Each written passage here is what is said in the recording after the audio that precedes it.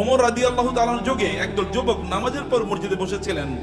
ওমর লাঠি এনে তাদেরকে পিটাচ্ছেন, এখানে বসে আছো কেন? বলে আমরা এখানে এমনি বসে আছি, আল্লাহ জিকির করছি। তোমাদের আয় ইনকাম করা লাগবে না, ব্যবসা বাণিজ্য চাকরি বাকরি করা লাগবে না, আল্লাহ আমাদেরকে খাওয়াবে। আসমান থেকে আল্লাহ কবি রিজিক নাজিল করছে, আসমান থেকে আল্লাহ বৃষ্টি নাজিল করে। এই বৃষ্টিকে জমিনের ফসলের জমিতে নিয়ে তারপরে ফসল উৎপাদন করা লাগে, তোমাকে সেটা করতে হবে।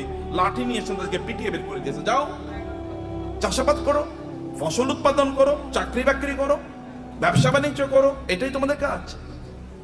আল্লাহ সুবহানাহু ওয়া তাআলা কোরআনে সূরাতুল মুজাম্মিলে দুই ধরনের লোকের কথা বলেছেন। দুই ধরনের লোক তারা যুদ্ধে লিপ্ত আছে। এক ধরনের লোক তারা আল্লাহর রাস্তায় জিহাদ করছে আল্লাহর দ্বীনকে প্রতিষ্ঠা করার জন্য। আরেক দল লোক তারা টাকা পয়সা ইনকাম করার জন্য যুদ্ধ করছে। কারণ টাকা পয়সা যদি না থাকবে তাহলে মসজিদ নির্মাণ করবেন কোত্থেকে, মাদ্রাসা নির্মাণ করবেন কোত্থেকে, আর যারা যুদ্ধ করবে তাদের জন্য অস্ত্র কিনবেন কোত্থেকে।